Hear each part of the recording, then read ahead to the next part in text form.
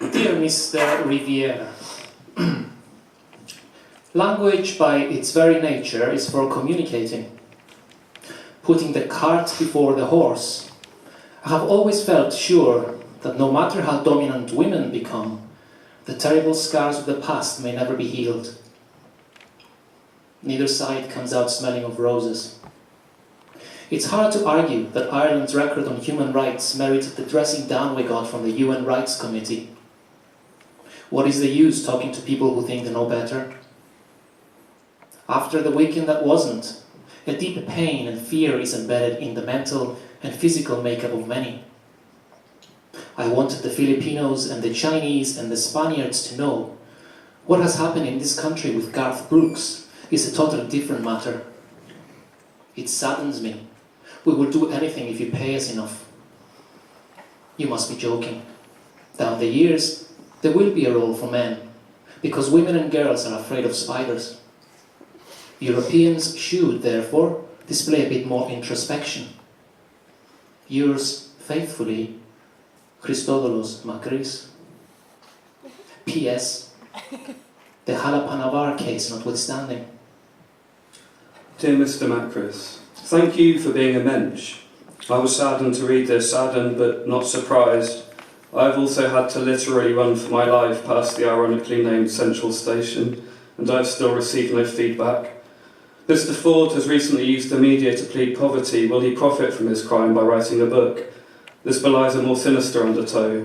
Reach for the sick bag, we won this hands down, and I still found myself in the unfortunate position of dialing 999. People like you and I might not make it. I remember one who wore a silk scarf and sold newspapers on the corner of the library. There are no meters for us in the new installations, and the government is being very economical with the truth. A freewheeling parliament, including members who have openly cavorted with the country's enemies. There is nothing worse than to see a lie and tell a lie.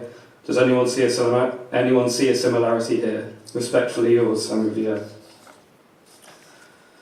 To the editors, a redaction. Mr. Makris' letter of week previous barely merits my riposte. Suffice to say, it's lucky for me that ignoring women is the only thing that turns me on. I'm not going to be non-committal on this one, meaning I'm not sharing my sources or secrets, except I've got nothing, and also I hate editing. Anything worth stealing is too heavy to carry IMHO, and there's no one attentive enough here to tell me what that is, steam in a sauna or something. Isn't it all a bit easy, like 5 stars from your best friend, to show the page such blinding disdain? I'm being serious. Anyway, if Mr. Makris were familiar with the conventions of the letters pages, he would have addressed his remarks to you, Ms. Dam, not the author who aroused his sentimental outrage, the identity of whom in any case seems disputable. I'm writing from a room full of ferns, Mr. Makris, where your missive compelled me to pick up the phone, but now I've lost my concentration. Couldn't we be a little less unmysterious? I feel as if our voices are missing a conversation, but then suddenly I feel optimistic. Don't even consider switching allegiance. Put a record on the gramophone if you have one, and things shouldn't look so gruesome. With kind regards, yours, SR, address withheld. Madam, I insist on reversals of convention and the mudding of waters as a matter of principle, and will attend to the gentleman's concerns anon. It pains me to see the wanton spilling of fine ink on what I call spleenful stream of consciousness, sly and concentrated shows of passive aggression. The barb about gramophones in particular is literally below the belt.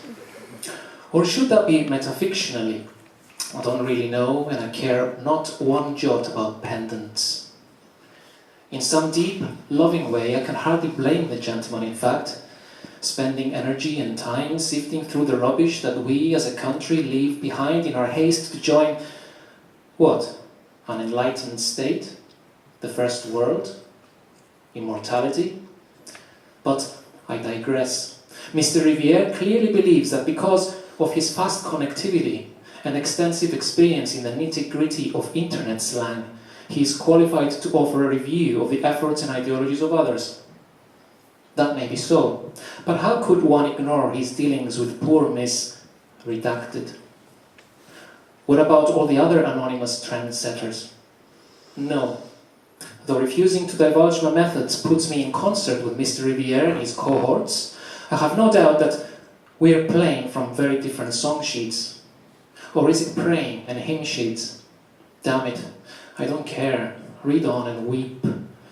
Yours, C.M.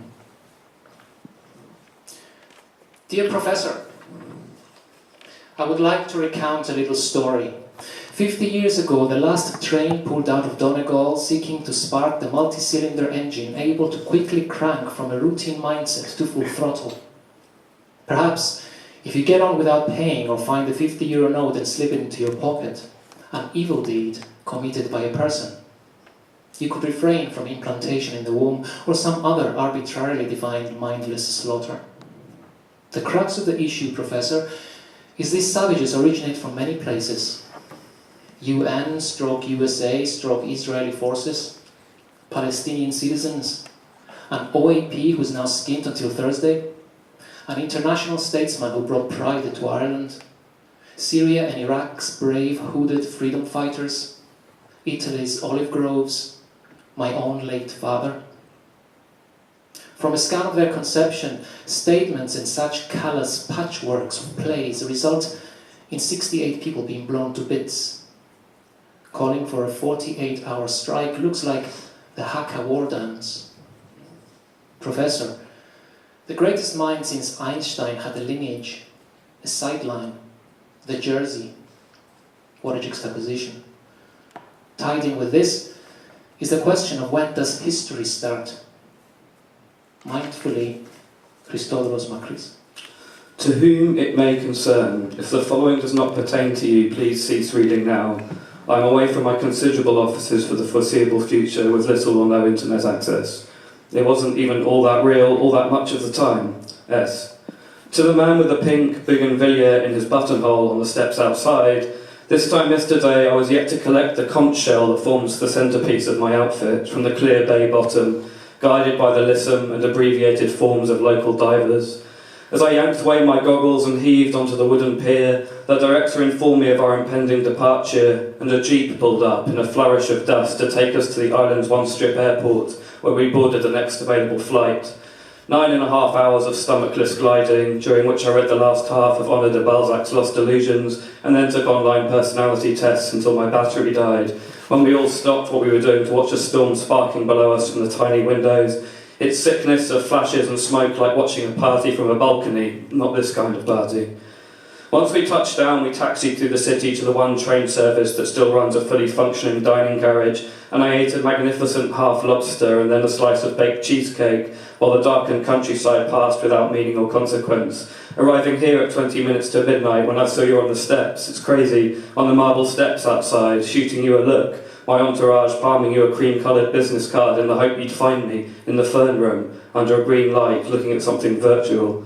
You know, the pictures don't do you justice, and despite the venom of our earlier correspondence, all the antipathy melted away at first sight. If this is a poem, like every arrival, it's a story of departure. If it's a letter, it's like something discarded on the floor inside a painting, the detail that makes sense of this. If this is a request, it's evidence of its origins, which are plain and heartfelt. If this is a receipt, it's the notice of its hopelessness. If it is a list, it doesn't know when to stop listing.